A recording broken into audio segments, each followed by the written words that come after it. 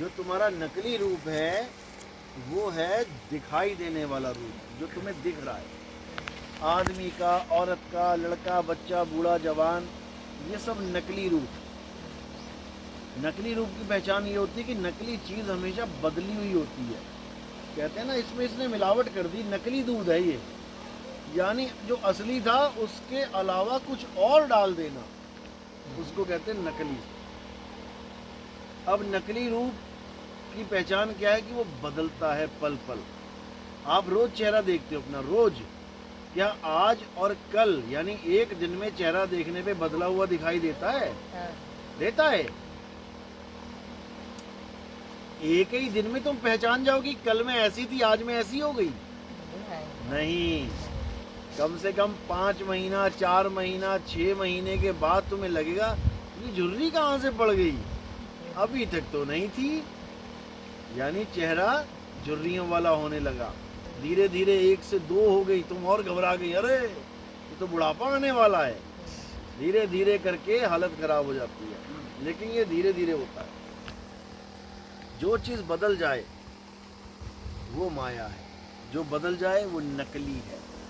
अब एक ऐसी चीज़ है तुम्हारे पास जो कभी बदलती नहीं है, सोचो क्या है, तुम्हारे पास ही है। ऐसी कौन सी चीज़ें बदलती नहीं है? सोचो क्या है तुम्हारे पास ऐसी चीज जो कभी नहीं बदलेगी?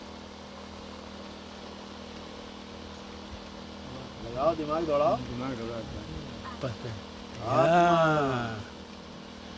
ये आत्मा की वजह से ही इतने सुंदर सुंदर दांत दिखाई दे रहे हैं।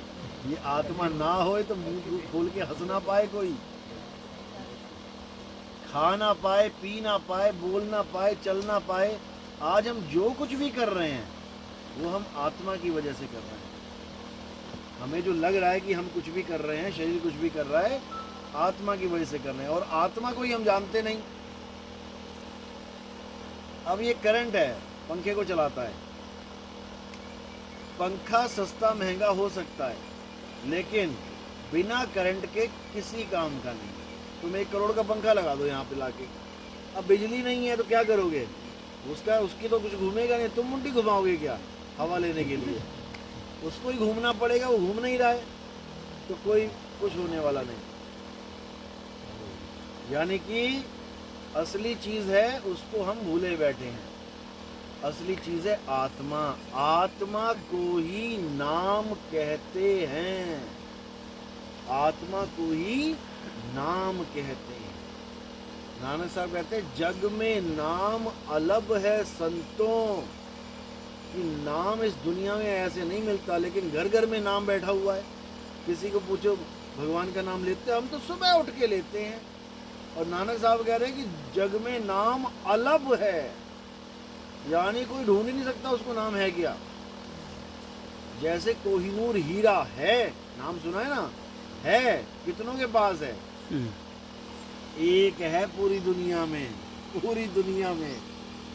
ऐसे ही नाम एक के पास होता है पूरी दुनिया में। जो सतगुरु होता है नाम उसके पास होता है पूरी दुनिया में।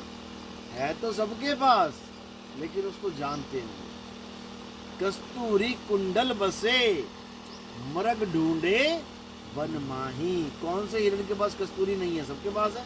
सबकी नाभि में एक दिन कस्तूरी बन जाती है अपने आप ही, लेकिन ढूंढ नहीं पाते वो उसको। इसी प्रकार जो नाम है, नाम का क्या मतलब होता है? हमारी आत्मा। उसी आत्मा को सतनाम बोलते हैं। सतनाम क्यों बोलते हैं? क्योंकि इस दुनिया में असत नाम का डंका बज चुका है।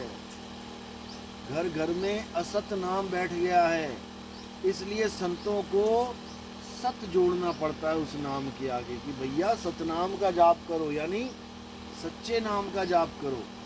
अब कोई कहता है सच्चे नाम का जाप करो, फिर झूठा नाम कौन सा है? अब झूठा नाम क्या है? जितने भी नाम इस मुंह से बोले जाते हैं वो सब झूठे हैं। जिसके लिए बोला कृत्रिम नाम कथे तेरे जीवा, नानक साहब की वाणी है, दूसरे सामने कहते कृत्रिम नकली नाम कथे तेरे जिह्वा कि हे परमात्मा तेरे जितने भी नकली नाम हैं वो इस जुबान से बोले जाते हैं, चाहे वो हिंदू बोले, चाहे मुसलमान बोले, चाहे सिख बोले, चाहे ईसाई बोले, जितने नाम तुमने इस मुंह से बोल दिए वो सारे नकली हैं। नकली क्यों हैं? क्योंकि वो तुम होंठ, जीभ, तालू, दांतों से बनाते हो, गले से बनाते हो, और जो चीज बनेगी वो बिगड़ेगी। असत नाम बिगड़ जाता है क्योंकि होंठ, कंठ, जीभ से निकल रहा है। जो सतनाम है वो कभी नहीं बदलता, सतनाम कभी नहीं बदलता, सतनाम कभी नहीं मरता। वो क्या है? आत्मा ही सतनाम है। इसी के लिए बोला एको सतनाम, यानी एक सतनाम ही कर्ता पुरुष, यानी तुम अपने आप को कर्ता मत समझो, उसकी वजह से ये सारे शरीर चल रहे हैं। असली कर्ता तो वो है, लेकिन फिर भी ये करता है, वो कुछ भी नहीं करता। जैसे पंखा बिजली की वजह से चल रहा है, हवा कौन दे रहा है? पंखा, लेकिन किसकी वजह से? बिजली की वजह से। तो कर्ता कौन हुआ? असली कर्ता बिजली हुई। लेकिन क्या बिजली तुम्हें हवा दे रही है? अगर बिजली हवा दे रही है, सब घर में तार लगा लो, पंखा खरीदो ही मत कोई। बिजली हवा दे रही है तो, लेकिन बिजली हवा नहीं दे रही, तो यानी कर्ता होता हुआ भी अकर्ता है। इसको समझो। तो इसी को बोला एको सतनाम कर्ता पुरुष निरपहो। निरपहो यानी कभी डरता नहीं है। आत्मा कभी किसी से डरती नहीं है। क्यों? क्योंकि आत्मा को कोई शस्त्र काट नहीं सकता, अग्नि जला नहीं सकती, वायु सुखा नहीं सकती, जल भिगो नहीं सकता। निरपहो निर्वैर। निर्वैर यानी वो किसी को मारता भी नहीं है। हे अर्जुन, जो ये सोचते हैं कि आत्मा किसी को मारता है या आत्मा किसी के द्वारा मारा जाता है, वो दोनों ही अज्ञानी हैं। आत्मा ना तो कभी किसी को मारता है, ना आत्मा किसी के द्वारा मारा जाता है। एको सतनाम कर्ता पुरुष निरपहो निर्वैर अकाल मूरत। अकाल मूरत जिसका कभी काल ही नहीं आता। सारी दुनिया को काल खा जाएगा। काल का नाम सुना है? काल। 3 लोक 1 जेल है, पाप पुण्य 2 जाल, सारा जग भोजन बना खाने वाला काल। काल यानी मृत्यु। सबकी मृत्यु हो जाएगी एक दिन, लेकिन आत्मा की मृत्यु नहीं होती। अकाल मूरत अजूनी। अजूनी यानी जो कभी किसी देह को धारण ही नहीं करता। आत्मा कभी किसी देह को धारण नहीं करता। जीवात्मा देह को धारण करता है, लेकिन उसकी डेफिनेशन क्या है वो तब समझ में आएंगी जब सत्संग सुनोगे। जीवात्मा क्या है, आत्मा क्या है, परमात्मा क्या है, वो सारा सत्संग में आपको समझाया गया। तो कहते हैं अकाल मूरत अजूनी सहपंग गुर प्रसाद। जब गुरु की दया होती है और वो प्रसाद देता है, ये अमरूद वाला प्रसाद नहीं, ये तो खाया और ढकार मारी चले गए। गुरु प्रसाद देता है। गुरु क्यों बोला गया है प्रसाद के साथ? गुरु का क्या है प्रसाद? जैसे पिता अगर लिखा होता पिता प्रसाद, तो पिता का प्रसाद क्या है? क्या देता है पिता आपको? हैं? आशीर्वाद तो किसी से ले लो, कोढ़ी से ले लो, वो दे देगा। आशीर्वाद का क्या है? सिर झुकाओ, आशीर्वाद तुम्हारा भला हो गया आशीर्वाद। पिता देता है अपनी जायदाद। जब पिताजी मर जाते हैं तो क्या देते हैं? प्रसाद रूप में बना बनाया घर, बने बनाई मकान, दुकान, बना बनाया बैंक बैलेंस, बना बनाया सब कुछ, गाड़ी, सब कुछ पिता से मिल रहा है। लेकिन गुरु से क्या मिल रहा है? गुरु प्रसाद। गुरु से क्या मिलता है? अरे गुरु से क्या लेने आते हो? मुक्ति, ज्ञान, ज्ञान, नाम दान। तो गुरु प्रसाद है ज्ञान। किस चीज का ज्ञान? सतनाम का ज्ञान। क्योंकि सतनाम के ज्ञान के बिना कोई मुक्त नहीं हो सकता। लेकिन अज्ञानी गुरुओं ने क्या कर दिया? सतनाम को ओम सोहंग बना डाला। सतनाम जो परमात्मा का असली नाम है, जहाँ परमात्मा निवास करते हैं उसको ओम सोहंग बना डाला, काल भगवान का नाम, अक्षर पुरुष का नाम बना डाला। इसीलिए ये दुर्दशा हुई है सब। सत नाम है परमात्मा का नाम। बाबा नानक करते थे सतनाम वाहिगुरु, सतनाम वाहिगुरु, आज भी करते हैं सारे। तो सतनाम में काल कहाँ से आ गया? सतनाम वाहिगुरु की हे परमात्मा, तेरा नाम ही सच्चा नाम है, वही वाह गुरु है, यानी सारे संसार का गुरु है। बाकी गुरु कुछ लोगों के होते हैं, हिंदुओं का गुरु, मुसलमानों का गुरु, सिखों का गुरु, ईसाइयों का गुरु, लेकिन जो वाह गुरु है वो सच्चिदानंद सारे संसार का गुरु है। उस गुरु का ज्ञान दिया जाता है यहाँ पे। यहाँ पर ये ज्ञान नहीं दिया जाता कि मेरे दांत में दर्द होता है, गुरु जी नाम दे दो दर्द ठीक हो जाए, मेरे कान में दर्द होता है, मेरे पेट में दर्द होता है, मेरी छाती में दर्द होता है। ये काम जो है ये प्रकृति का काम है। ये जो तुम खाते पीते हो गलत। अब तुम पेट्रोल की गाड़ी में डीजल डाल दो, क्या होगा? खर खर करेगी, खराश हो जाएगी, लोग कहेंगे कोरोना हो गया। क्यों हो गया? क्योंकि वो उसका भोजन नहीं है। तुम अपना भोजन चीनो कि तुमने क्या खाना है। पहले लोग कई कई साल जिंदा रहते थे और कभी जल्दी बीमार भी नहीं होते थे। ना कोई बीपी होता था, ना कोई शुगर होती थी। अब घर घर में देख लो बीपी है। क्यों है ऐसा? पहले क्या था बीपी नहीं था? ऐसा क्या हो गया जो घर घर में बीपी आ गया, ब्लड प्रेशर? क्या कारण क्या है? जब तक कारण नहीं पता लगा, जब तक निवारण नहीं होगा, तुम कितनी गोलियां खा लो, क्या ऐसी कोई गोली बना दी जो बीपी को हमेशा के लिए ठीक कर दे? बैसाखी पकड़ा देते हैं, गोली खाते रहो बीपी ठीक रहेगा, छोड़ दिया फिर आया है मर गया। कारण क्या है बीपी का? जो तुम नमक खाते हो। कौन सा खाते हो? आयोडीन नमक, बढ़िया वाला, वही घटिया वाला है। सबसे खतरनाक चीज है नमक। जब से नमक आंदोलन हुआ भारत में और नमक घर घर में पहुंचा दिया गया, तब से ये बीपी की बीमारी आई। नहीं तो भूल जाओ कि बीपी नाम की कोई चीज थी। नमक का मतलब है अगर तुम्हारा बीपी कम होता है तो तुम्हें एक चुटकी नमक देके तुम्हारा बीपी को एकदम हाई किया जा सकता है, नॉर्मल किया जा सकता है। वो बीपी बढ़ाने की दवाई है। नमक बीपी बढ़ाने की दवाई है और तुम्हें रोज सब्जी में दवाई पीस के खिलाई जा रही है कि तुम बीमार पड़ो, तुम बार बार वही पिसा हुआ नमक खाओ और उसके बाद तुम्हारा बीपी बढ़े और उसके बाद तुम डॉक्टर के पास जाओ, डॉक्टर तुम्हें ऐसी दवाई लिख के दे दे कि तुम सारी उम्र खाओ। तो सारी उम्र के ग्राहक बन गए ना। किसके किसके बने?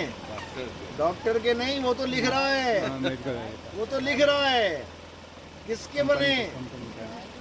दवाई कंपनी के। जो दवाई बना रही है कंपनी, और कहाँ से आ रही है दवाइयाँ? ये सब अंग्रेजों की देन है। अंग्रेजों ने आज तक यही किया, जिस भी देश को गुलाम किया, जाते जाते उसकी नस्लें खत्म करके चले गए। कैसे? क्योंकि हम लोग को, भाई गरीब आदमी को क्या पता क्या खा रहा है, क्या पी रहा है, क्या। लेकिन वो बहुत पहले से वैज्ञानिक हैं। हालांकि सबसे पुराने वैज्ञानिक हम हैं, लेकिन हम आयुर्वेदिक हैं, लेकिन वो केमिकल के वैज्ञानिक हैं। उन्होंने ये लगा दिया, पता लग गया कि ये जो नमक है समुद्र में, राम जी चले गए, कृष्ण जी चले गए, सतयुग चला गया, द्वापर चला गया, त्रेता चला गया, कलयुग आ गया, लेकिन आज तक किसी ने इस नमक को खाया नहीं।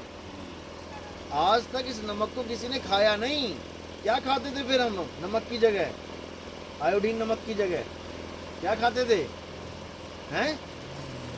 वो देखो, पता है उसे क्या खाते थे? टोरी वाला नमक, सेंधा नमक, सेंधा नमक, वो पत्थर वाला नमक लाते थे ना, फोड़ फोड़ के। उसको खाने से तुम्हारे अंदर 4 गुना ताकत आ जाती थी। पूरा पूरा दिन खेत में लगे रहते थे लोग। और आज नमक खा के हाय मर गया। फिल्टर करते रहे उनमें जो पीस कर जो हो आयोडीन बना के, बेकार है। अंग्रेजों के पास एक सबसे खतरनाक चीज थी, जिस देश पे वो राज करते थे, और जब वहाँ की जनता पूरा आक्रोश कर देती कि भागो यहाँ से, तो जाते जाते वो ऐसी चीज दे जाते थे कि सारी उम्र के लिए तुम हमारे गुलाम बन जाओ। अब ये नमक आपके घर में भी है और होटलों में भी है, हर जगह है। कहाँ बचोगे? अपने घर में तुम बच भी जाओ, ले आओ पत्थर, ले आओ पीस पीस के खाओ, लेकिन बाहर क्या करोगे? घर में जो नमकीन आ रही है चटपटी, वो क्या, वो भी तो उसी नमक से बन रही है। ऐसा नमक का जाल फैला दिया कि घर घर में बीपी हो जाए। यानी पहले तो तुम्हें बचपन से ही छोटे छोटे बच्चों को नमक खिलाया जा रहा है, यानी छोटे छोटे बच्चों को बीपी बढ़ाने की दवाई खिलाई जा रही है, उसके बाद सारी उम्र बीपी घटाने की दवाई खाता रहता है। अगर नमक खाने से बीपी नहीं होता तो डॉक्टर क्यों कहते हैं कि नमक कम कर दो? बीपी जब बढ़ जाता है डॉक्टर क्या कहता है? नमक कम कर दो। अरे बढ़े पे क्यों बोल रहे हो? बढ़े पे क्यों बोल रहे हो? तुम शुरू से ही बोलो कि बच्चों को नमक दो ही ना। क्यों नहीं बोलते? क्योंकि उनके पेशेंट यही हैं। अगर कंपनी कमा रही है तो डॉक्टर भी कमा रहे हैं। डॉक्टर के पास भी बीपी वाला पेशेंट आ रहा है, उसकी पर्ची 100 रुपए में जा रही है, 200 रुपए में जा रही है। वो क्यों बोलेगा तुम्हें कि मत खाओ नमक? ये तो कोई वो आदमी बोलेगा जिससे तुम्हारा कोई स्वार्थ सिद्ध ना हो, जो तुम्हारा भला चाहता है, वो तुम्हें भलाई की बात कहेगा। डॉक्टर क्यों बोलेगा?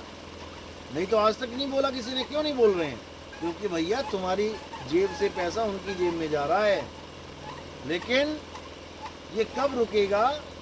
जब तुम जागरूक हो जाओ। तुम ऐसी चीज़ खाओ ही मत जिससे तुम्हारे शरीर को प्रॉब्लम हो। तुम जीवन में कभी बीमार नहीं हो।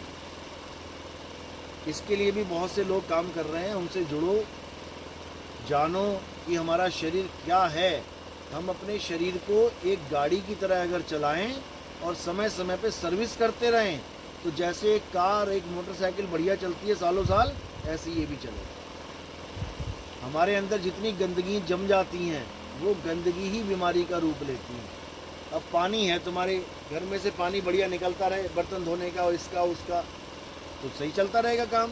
जहाँ पानी ब्लॉक हो गया, देखो दीवारों में सीलन, बदबू, सड़ान, ये सब क्या है? ये सब हमारी नाड़ियाँ ब्लॉक हो जाती हैं, जैसे सारी बीमारियाँ उसी में हो जाती हैं। तो हमें ऐसी ऐसी चीज़ें खानी चाहिए। आप तो गांव में रहते हो, आप तो बहुत अच्छा भोजन कर सकते हो। सबसे अच्छा भोजन क्या है? नेचुरल फूड, यानी खीरे खाओ, ककड़ी खाओ, ऐसा भोजन खाओ जिसको हमें पकाना, उबालना, पकाना, तलना, सेकना ना पड़े, कुकर में ना फोड़ना पड़े।